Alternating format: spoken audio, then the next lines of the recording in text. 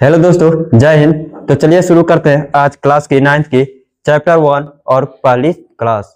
तो देखिए, आज का चैप्टर है हम लोग का वास्तविक संख्या। वास्तविक संख्या से आप लोग जान गए होंगे कि किसके बारे में पढ़ने वाले हैं। हम लोग आज संख्याओं के बारे में पढ़ने वाले हैं। ठीक है, तो चलिए शुरू करते हैं। देखिए, वास्तविक संख्या हम लोग किसे कहते हैं? तो इसको ऐसे कह सकते हैं कि जितनी भी संख्याएं होती है वो सभी संख्याएं वास्तविक संख्या होती है। ठीक है, वास्तविक संख्या में हम लोग पढ़ सकते हैं कि सबसे पहले हम लोग जानेंगे प्राकृतिक संख्या। प्राकृतिक संख्या किसे कहेंगे? तो हम लोग कह सकते हैं कि जिससे गिनती की शुरुआत होती है, अर्थात वैसी संख्या जिससे गिनती शुरू होती है वे सभी प्राकृतिक संख्या कहलाती है। प्राकृतिक संख्या को n से सूचित किया जाता है और इसकी शुरुआत हमेशा 1 से होती है। बात करते हैं पूर्ण संख्या की, तो पूर्ण संख्या को हम लोग कह सकते हैं कि प्राकृतिक संख्या में 0 को शामिल कर ले तो पूर्ण संख्या प्राप्त हो जाएगी। प्राकृतिक संख्या में 0 को शामिल कर ले तो पूर्ण संख्या प्राप्त हो जाएंगी।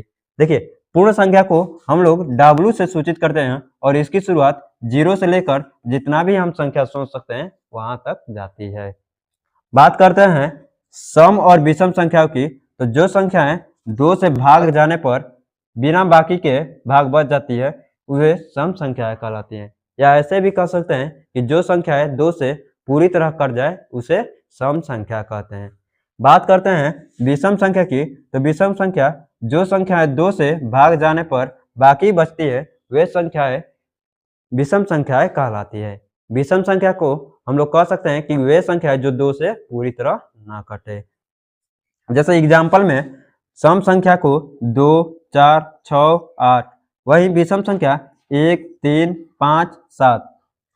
बात करते हैं अभाज्य और सम अभाज्य संख्या, तो हम लोग कह सकते हैं कि जो संख्याएं केवल एक और उसी से ही भाग जाती है वे अभाज्य हैं। कहने का मतलब है कि वे संख्याएं जो केवल स्वयं से और एक से कटे उन्हें अभाज्य संख्या कहते हैं। बात करते हैं सहअभाज्य की, तो हम लोग कह सकते हैं कि जो संख्या एक और उसी के अलावा किसी और संख्या से भी भाग जाती है उसे सम अभाज्य कहते हैं, या इंग्लिश में उसे कंपोजाइट कहते हैं। ठीक है, अब देखिए इसकी शुरुआत 4, 6, 8, 9, 10, 12, 14, 15 ऐसे हो सकती है, जबकि अभाज्य संख्या की शुरुआत 2, 3, 5, 7, 11, 13 और 17, 19 है। अब देखिए सबसे छोटी अभाज्य संख्या, सबसे छोटी अभाज्य संख्या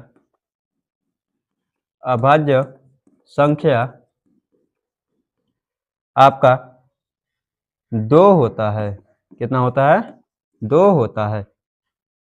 बात करते हैं कि 2 अभाज्य संख्याओं का गुणनफल हमेशा क्या होता है? सम अभाज्य होता है। जैसे 3 गुणे 3 9, 16, 2 गुणे 8, HCF 1 होता है।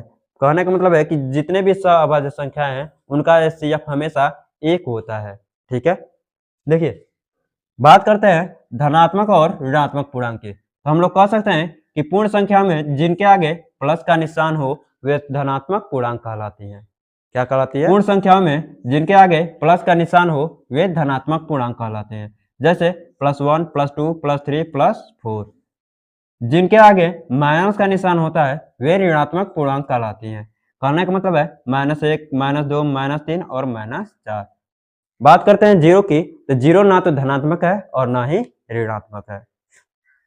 अब देखिए जोड़ का व्युत्क्रम। व्युत्क्रम कहने का मतलब है कि उल्टा। उल्टा किसे कहते हैं? तो जैसे मान लीजिए कि 5 लिखे और उसका उल्टा कौन हो जाएगा? -5।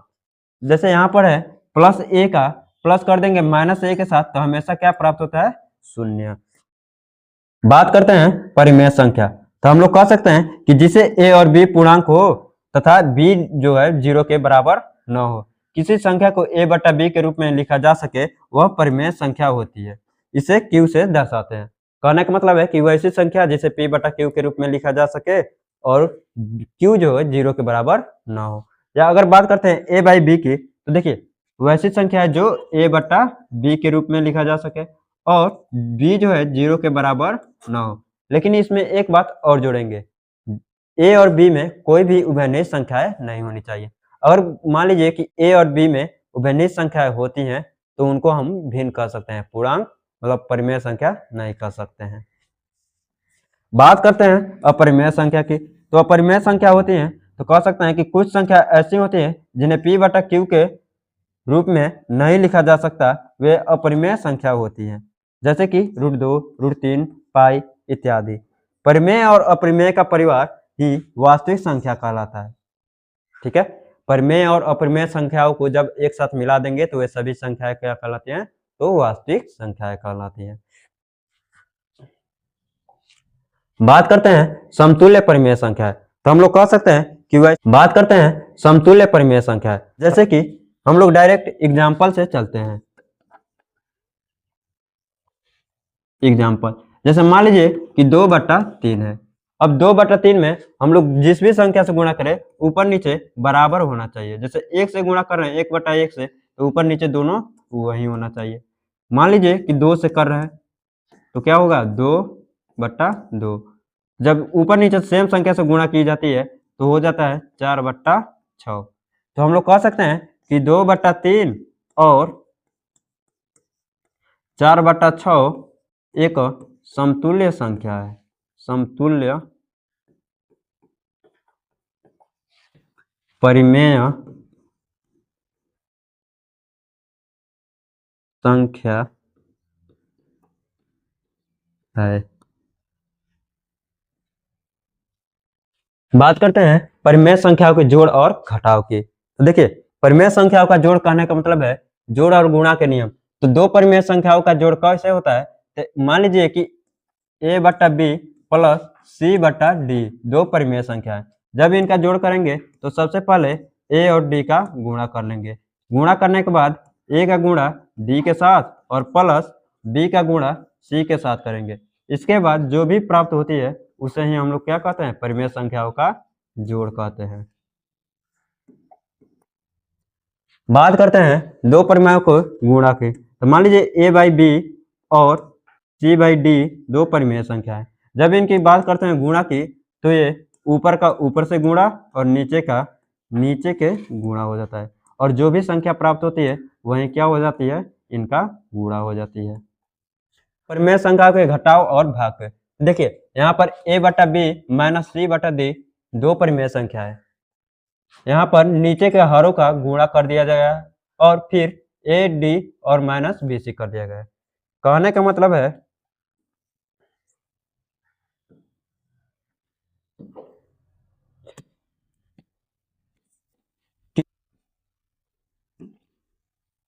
a/b तथा c/d दो परिमेय संख्या है। तो इसमें क्या करेंगे कि a/b माइनस c/d करेंगे। इसको करने के लिए सबसे पहले b और d का आपस में गुणा कर लिया जाता है। अब a का गुणा d के साथ और माइनस है तो माइनस और b का गुणा c के साथ। इसके बाद जो भी प्राप्त होगा वो घटाव होगा, ad माइनस bc/bd। बात करते हैं भाग की। तो होता है कि a/b भागा c/d। अब इसमें क्या होता है कि इनको पलट दिया जाता है, भागा के चिन्ह को चेंज करके, और जो दूसरी संख्या होती है मतलब दूसरी जो परिमेय संख्या है उसको बदल देते हैं। तो जैसे a/b और गुणे d/c हो जाएगा। अब गुणा के तो हम जानते हैं ऊपर का ऊपर के साथ गुणा और नीचे का नीचे के साथ गुणा, ये सभी क्या कहलाती है। तो ये हो गया आपका परिमेय संख्याओं का जोड़, परिमेय संख्याओं का गुणा, और ये हो गया परिमेय संख्याओं का घटाव, और ये हो गया परिमेय संख्याओं का भाग। परिमेय संख्याओं के नियम के जोड़ के नियम के। तो देखिए सबसे पहले क्या होता है कि संवर्त नियम। संवर्त नियम में कहता है कि दो परिमेय संख्याओं का जोड़ घटाव और गुणा करने पर परिणाम भी परिमेय संख्या ही आता है। कहने का मतलब है जैसे यहाँ पर देखिए 2/3 और प्लस 3/5 दो परिमेय संख्या है। जब इनको जोड़ेंगे तो आएगा हमारा 3 × 5 और 2 × 5 प्लस 3 × 3। जब जोड़ेंगे तो होगा 10 + 9/15। करेंगे तो क्या होगा जी 19/15, जो कि एक परिमेय संख्या है। बात करते हैं गुणा के लिए। तो 2/3 और गुणे 3/5। जब इसका गुणा करेंगे तो हम लोग जानते हैं कि गुणा ऊपर ऊपर और नीचे का नीचे ही होता है। जब गुणा करेंगे तो 3 दूनी 6 और 5 15। ये भी क्या है, तो एक परिमेय संख्या है। इसको काट देंगे 2/5। ये क्या है, एक परिमेय संख्या है। जबकि ये देखिए ये भी परिमेय है, परिमेय संख्या, तथा ये भी क्या है, एक परिमेय संख्या है। ठीक है, कोई दिक्कत? देखिए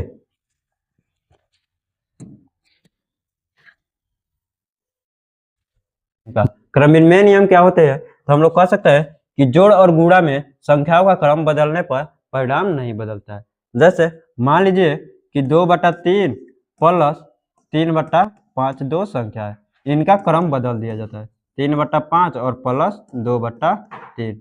अब इसको करेंगे तो भी इसका मान नहीं बदलेगा। जैसे सॉल्व कीजिएगा तो 3 गुणे 5 और इधर हो जाएगा 2 गुणे 5 और प्लस 3 गुणे 3, जबकि इधर होगा 3 गुणे 3 और प्लस 2 गुणे 5/5 गुणे 3। जब कीजिएगा तो होएगा 10 प्लस 9/15 और इधर भी 9 प्लस 10/15। जब लास्ट में लाइएगा तो दोनों का मान एक समान होगा। तो यही क्या हो गया, क्रमविन्मय नियम का जोड़। बात करते हैं गुणा की, तो हो जाएगा 2/3 और गुणे 3/5 बराबर 3/5 गुणे 2/3। देखिए इसमें कीजिएगा तो ऊपर का ऊपर के साथ गुणा और नीचे का नीचे के साथ गुणा। इसमें भी ऊपर का ऊपर के साथ गुणा और नीचे का नीचे के साथ गुणा। जब कीजिएगा तो ये हो जाएगा 6/15 तथा ये भी हो जाएगा 6/15। ये अभी भिन्न है, इसको काट दीजिए तो हो जाएगा 2/5 और ये भी 2/5।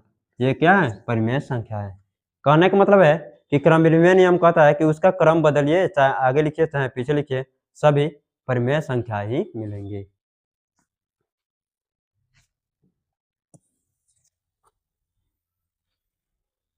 देखिए साहचर्य नियम के ये कहता है कि इसका क्रम पहले जोड़ो या चाहे बाद में जोड़ो, ये सभी क्या होती है, तो बदलने पर परिणाम नहीं बदल। देखो साहचर्य नियम कहता है कि जोड़ और गुणा में संख्याओं का समूह बदलने पर परिणाम नहीं बदलता है।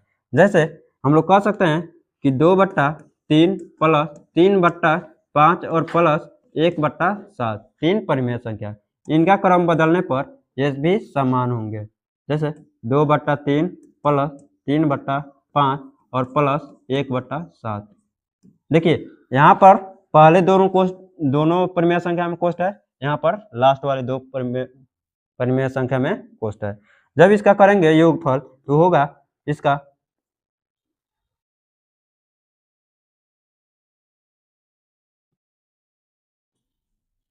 3 गुणे 5 और प्लस 5 गुणे 2 और प्लस 3 गुणे 3 प्लस 1/7 बराबर 2/3 प्लस 5 गुणे 7 और इसका करेंगे 3 गुणे 7 और प्लस 5 गुणे 1। जब करेंगे तो होगा इसका 10 प्लस 9/15 प्लस 1/7। इसका करेंगे तो होगा 2/3 प्लस 21 प्लस 5/35।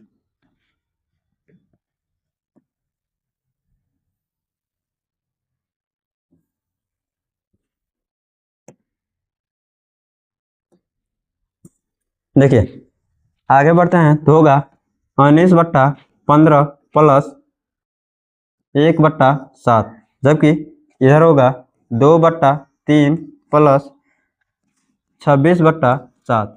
जब इसको आगे बढ़ाएंगे तो होगा 15 गुणे 7 और 19 गुणे 7 प्लस 15 गुणे 1।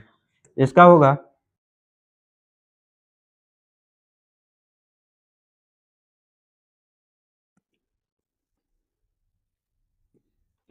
35 गुणे 3 और 2 गुणे 35 और प्लस 26 गुणे 3 जब करेंगे तो होगा 19 सतह 35 से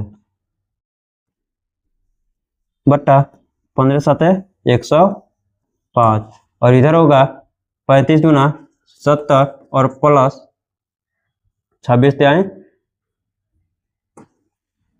78 बट्टा 105। जब इसको सॉल्व करेंगे आगे तो होगा 5 3 8 और 3 1 4 बट्टा 105 बराबर इसका करेंगे तो वह भी होगा 148 बट्टा 105। तो देखिए यही है साहचर्य नियम, क्रम बदलने पर मान नहीं बदलता है। इसका भी 148 बट्टा 105 और इधर भी 148 बट्टा 105। ऐसे ही गुणा में भी होता है। देखिए यहाँ पर भी क्रम बदला गया है लेकिन मान क्या होगा, समान होगा। तत्व गुण का नियम, तत्व गुण का नियम कहता है कि जोड़ के लिए 0 और गुणा के लिए 1 होता है, जिससे उसका मान बदलता नहीं। जैसे मान लीजिए कि a में 0 जोड़ दिए तो मान क्या होगा a, वैसे ही a में अगर गुणा 1 कर दें तो इसका भी मान नहीं बदलेगा। बात वही है कि अगर किसी चीज में हम लोग जोड़े या चाहे घटाए उसका मान नहीं बदलना चाहिए, वही क्या होगा, तत्व नियम। जैसे यहां पर बात करते हैं कि संख्या की, तो मान लीजिए 7 में हम 0 जोड़े तो क्या होगा 7 मिलेगा, वही 7 में अगर हम 1 से गुणा करें तो 7 ही होगा। कहने का मतलब जब इसका अस्तित्व नहीं बदलता है तो वह क्या कहलाता है, तत्व गुण अस्तित्व का नियम। चलिए आगे बढ़ते हैं।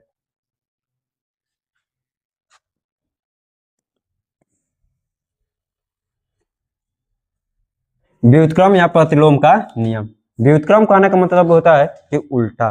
कहने का मतलब है कि हर परिमेय संख्या 0 को छोड़कर के लिए जोड़ का व्युत्क्रम और गुणा का व्युत्क्रम होता है। जैसे यहाँ पर देखिए 2/3 का व्युत्क्रम -2/3 और 2/3 का व्युत्क्रम 3/2। गुणा के लिए संख्याओं को प्लस दे और जोड़ के लिए संख्याओं को माइनस में कर दे। वैसे ही बात करते हैं शून्य द्वारा भाग नियम। तो इसमें क्या होता है, किसी परिमेय संख्या को उसी संख्या से भाग देने पर परिणाम हमेशा 1 होता है। बस क्या करना है कि 0 को छोड़ देना है। जैसे 2/3 का भाग अगर 2/3 से दे तो हमेशा क्या मिलता है जी, 1 मिलता है। जैसे यहाँ पर देखिए 2/3 का जब भाग करेंगे तो भाग का चिन्ह गुणा में बदल जाता है और गुणा में बदलने के बाद जो दूसरी संख्या होती है वो पलट जाती है, जिसके चलते इसका मान हमेशा क्या होता है, 1 होता है।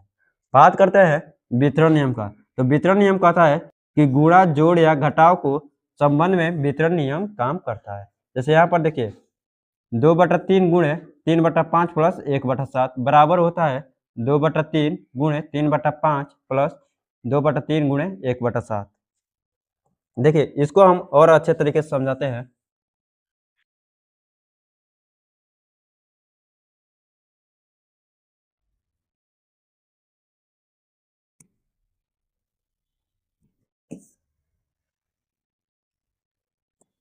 देखिए बात करते हैं वितरण नियम की, वितरण नियम की।